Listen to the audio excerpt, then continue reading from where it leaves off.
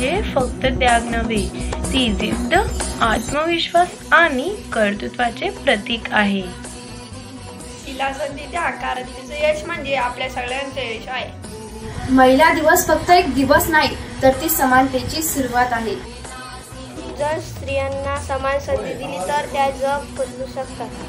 स्त्री शक्ती ही समाजाची खरी ताकद आहे. तिला रोखू नका, तिला उंच भरारी घेऊ द्या. महिला सशक्त झाल्या ना तर संपूर्ण समाज सशक्त होतो.